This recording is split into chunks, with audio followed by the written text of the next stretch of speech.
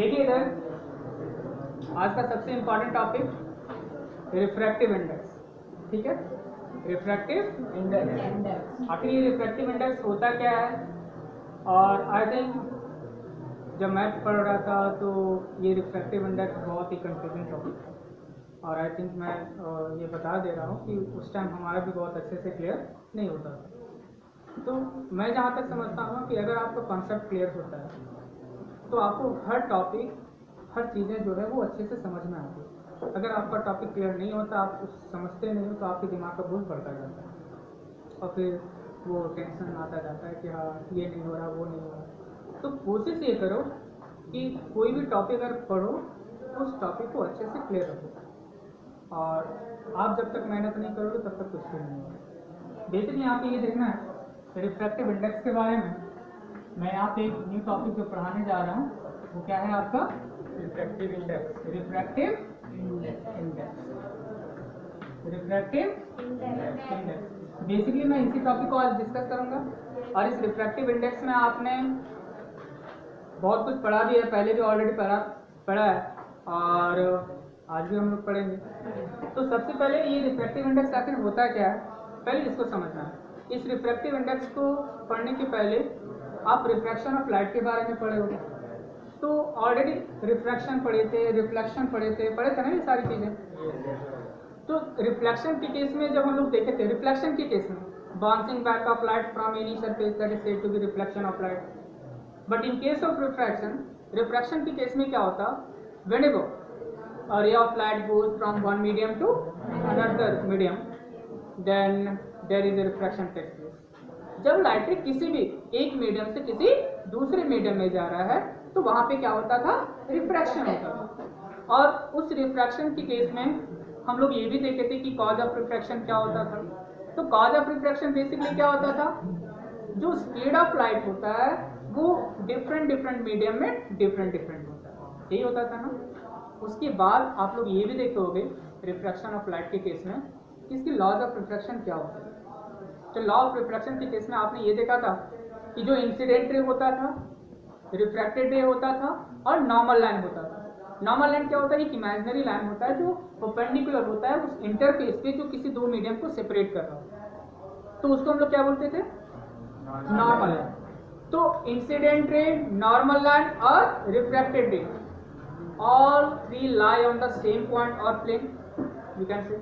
और second law जो ये कहता था वो आप थोड़ा सा दिमाग लगाओगे, ये मान लो इंटरफेस हो गया जो दो मीडियम को सेपरेट कर रहा है। ये दो मीडियम को क्या कर रहा है? सेपरेट कर रहा है। वो मीडियम कुछ भी हो सकता है, वो ऊपर वाले को हम रेयर ले सकते हैं, नीचे वाले को डेंसर ले सकते हैं, ऊपर वाले को डेंसर, नीचे वाले को रेयर, एनीथिंग, कुछ भी। तो यहाँ पे क्या है, ये लाइट किसी एक मीडियम से किसी दूसरे मीडियम में जा रहा है। एक लाइट एक मीडियम से दूसरे मीडियम में जा रहा है। एक नॉर्मल लाइन ले लिया मैं यहाँ पे, और फिर अगर मैं इसको रेयर कंसीडर करूँ, ये क्या हो जाएगा? रेयर, और ये क्या हो जाएगा? डेंसर। तो कोई भी मीडियम कंसीडर करना है ना, तो मैं इस मीडियम को रेयर कंसीडर किया और इस मीडियम को डेंसर कंसीडर किया। तो आपको ऑलरेडी ये मालूम होता है, ऑप्टिकल डेंसिटी के बारे में ऑलरेडी पढ़े हो पहले भी आप लोग, कि जब लाइट किसी एक मीडियम से दूसरे मीडियम में जाता है, वो मीडियम का अगर हमें ऑप्टिकल डेंसिटी मालूम होता है तो उसके अकॉर्डिंग हम ये कंसीडर करते हैं कि वो लाइट नॉर्मल की ओर बेंड करेगा या फिर नॉर्मल से आगे जाएगा। तो यहाँ पे आप ये बताओ कि रेयर से डेंसर में आ रहा है तो लाइट कहाँ जाएगा? According to properties of light इसे स्ट्रेट पास होना चाहिए था, लेकिन वो सीधा पास न होकर के वो क्या होता है? नॉर्मल की ओर बेंड करता है ना। अब इस कंडीशन में क्या होता है, ये यहाँ पे एंगल ऑफ इंसिडेंस और ये एंगल ऑफ रिफ्रैक्शन। हमेशा ध्यान में रखना कि ये जो एंगल ऑफ इंसिडेंस और एंगल ऑफ रिफ्रैक्शन जो होता है वो नॉर्मल लाइन और उन दोनों रे के बीच का होता है। अगर मैं एंगल ऑफ इंसिडेंस की बात करूँ तो वो नॉर्मल लाइन इंसिडेंट रे के बीच का एंगल हुआ, और एंगल ऑफ रिफ्रैक्शन की बात करूँ तो वो रिफ्रैक्टेड रे और नॉर्मल के बीच का एंगल हुआ। तो ये आपका एंगल ऑफ इंसिडेंस और ये आपका एंगल ऑफ रिफ्रैक्शन। तो सेकेंड लॉ ऑफ रिफ्रैक्शन क्या कहता है? सेकेंड लॉ ऑफ रिफ्रैक्शन ये कहता है कि जब लाइट रे एक मीडियम से दूसरे मीडियम में जा रहा है तो आप लोग ट्रिग्नोमेट्री तो sine of angle of incidence, sine of angle of means यहाँ पे हम ये बोल सकते हैं sine of angle of incidence means i, sine i, और क्या sine of angle of refraction वो हमेशा क्या होता है, कांस्टेंट रहता है, इज ऑलवेज या फिर डायरेक्टली प्रोपोर्शनल टू कांस्टेंट बोल सकते हैं या नहीं। और ये जो कांस्टेंट आया ना, ये कांस्टेंट, इसी कांस्टेंट को हम लोग क्या बोलते हैं, रिफ्रैक्टिव इंडेक्स। क्या बोल दिए? अब यहाँ पे दिमाग लगा, यहाँ पे हम एंगल का केसेस ले रहे हैं, एंगल ऑफ इंसिडेंस और angle of refraction. It means ये हुआ कि अगर आपके पास एंगल ऑफ इंसिडेंस मालूम है, आपको एंगल ऑफ रिफ्रैक्शन मालूम है, तो उस कंडीशन में हम रिफ्रैक्टिव इंडेक्स कैसे निकालेंगे, तो साइन आई अपॉन, यहाँ तक क्लियर है? तो इस कांस्टेंट को sine I upon sine R, इस कांस्टेंट को हम लोग क्या बोलते हैं, रिफ्रैक्टिव इंडेक्स। और इसे हम लोग म्यू से भी रिप्रेजेंट कर सकते हैं, और सिंपली स्मॉल एन से भी रिप्रेजेंट कर सकते हैं, और सिंपली आर आई भी लिख सकते हैं। कोई प्रॉब्लम है यहाँ तक? यहाँ तक क्लियर हुआ? Sine I upon sine R is equal to constant and sine I upon sine R is equal to mu, और इसी को हम लोग बोल दिए क्या, रिफ्रैक्टिव। अब ये तो एंगल का डिपेंडेंस हुआ, ये नोट्स आप लोगों के पास ऑलरेडी मालूम है, लिखने की जरूरत है क्या? रैप करो इसको। ये sine I upon sine R is equal to क्या हो गया, कांस्टेंट। अब थोड़ा दिमाग लगाओ, तो ये सेकेंड लॉ ऑफ रिफ्रैक्शन जो है वो हमें क्या बताया, रिफ्रैक्टिव इंडेक्स के बारे में बताया। और ये जो सेकेंड लॉ ऑफ रिफ्रैक्शन था वो स्नेल नाम के फिजिसिस्ट ने दिया था, दैट्स व्हाई इसको हम लोग स्नेल्स लॉ भी बोलते हैं। अगर आपसे ये पूछेगा what do you mean by Snell's law, then you will have to say that what the ratio of sine of angle of incidence to the sine of angle of refraction is always constant and that constant is said to be what, refractive. अब इसके according आपको ये तो मालूम होना चाहिए ना कि refractive index sine I upon sine R, is it clear? Angle का ऐसा यूनिट क्या होता है, angle is measured in degree, but ऐसा यूनिट तो वो नहीं है। एंगल का ऐसा यूनिट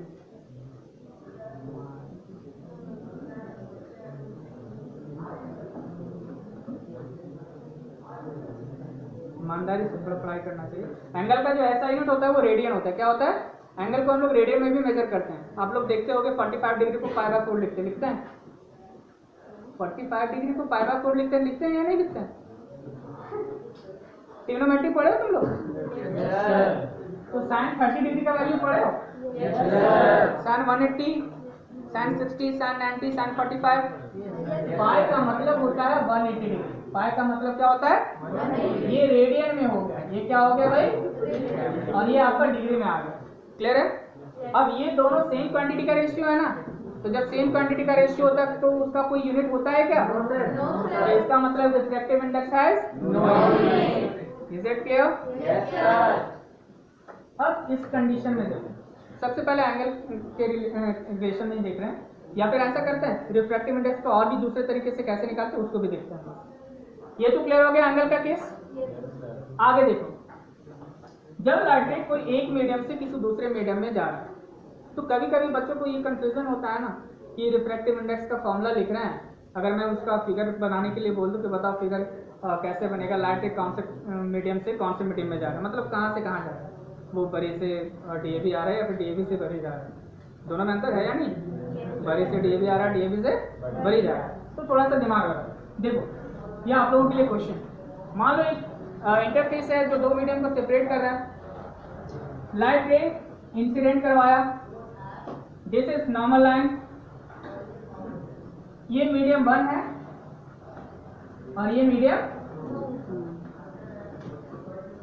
2 है। तो लाइट रे मीडियम 1 से मीडियम 2 में जा रहा है, ये जाना चाहिए था सीधा, ये सीधा ना जाकर के वो अवे फ्रॉम द नॉर्मल चला। तो सबसे पहले इस फिगर से हमें क्या क्या पता चला?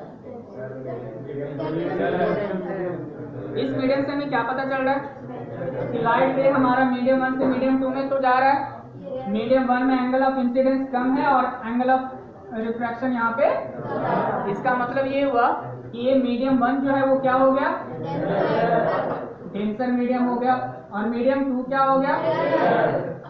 कोई प्रॉब्लम?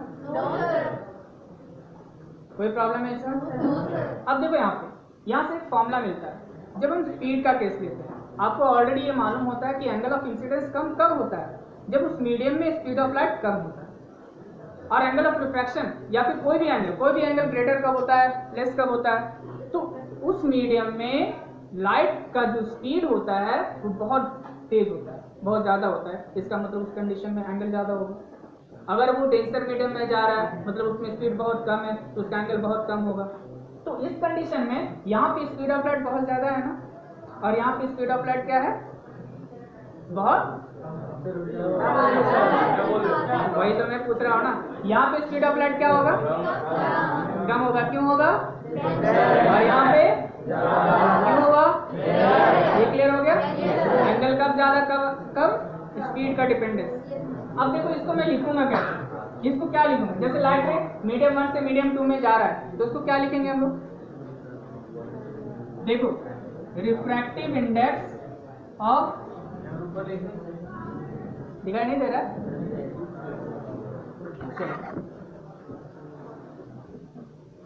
क्या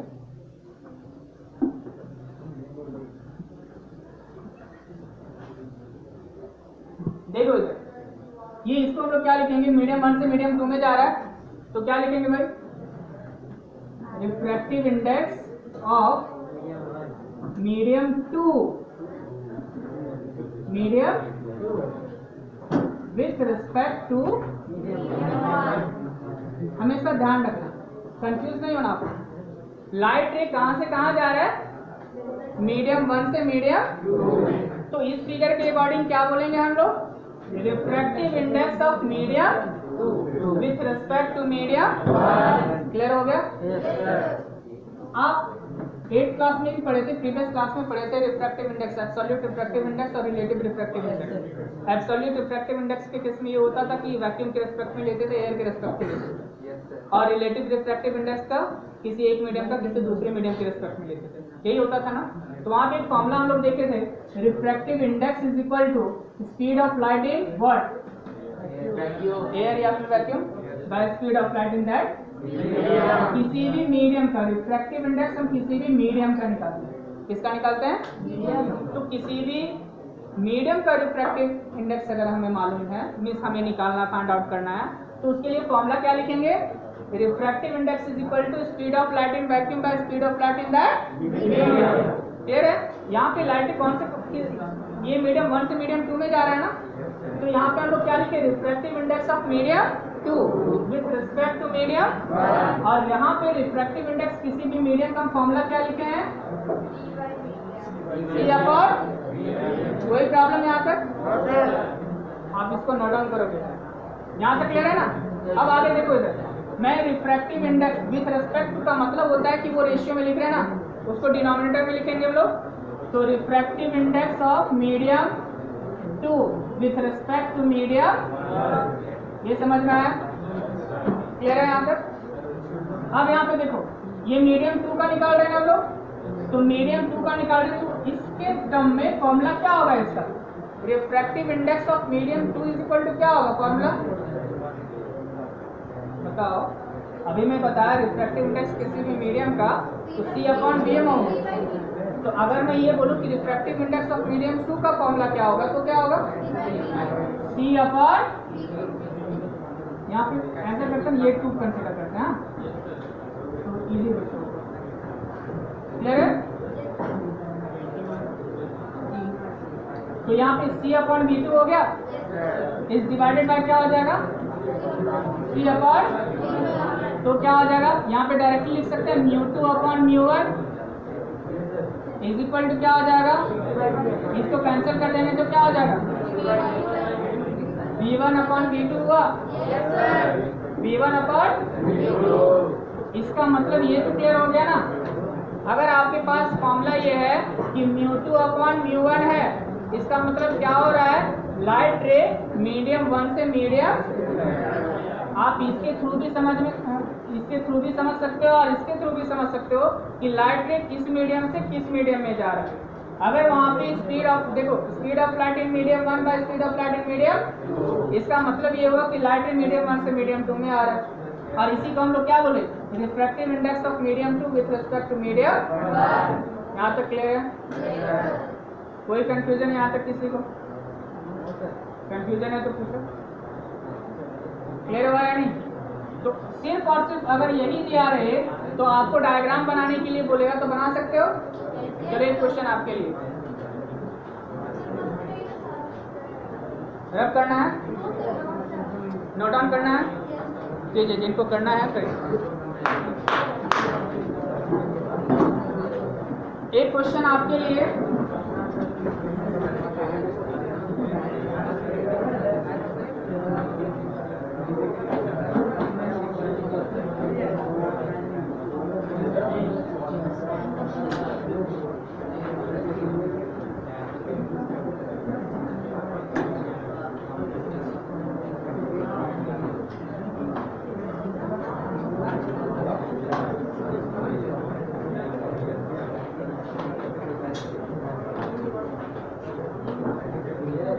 देखिए इधर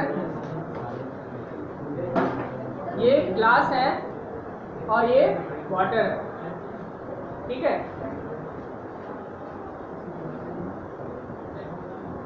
ये ग्लास है और ये क्या है? वाटर है। अब मैं आपसे ये पूछूं, ये रब करें।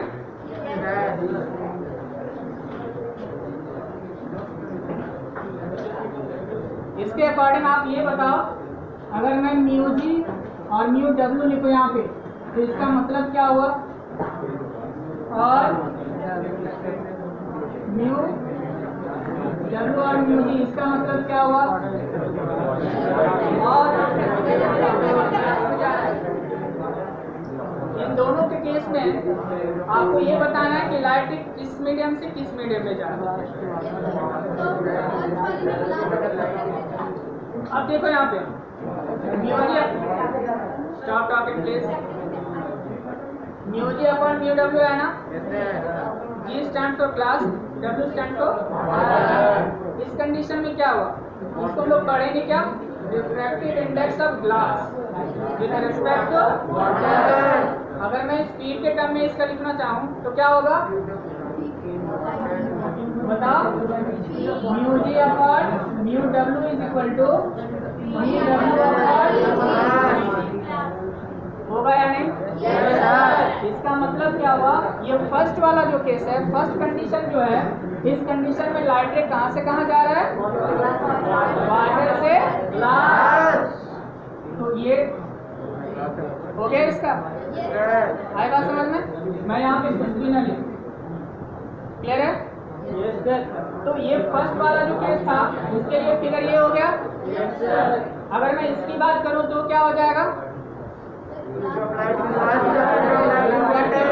Water with respect to glass, it means speed of light in glass by speed of light in water. Speed of light in glass, first में कौन सा मीडियम आया? ग्लास। ऑब्वियसली लाइट रे कहाँ से कहाँ आएगा? तो इसके लिए फिगर ये हो जाएगा।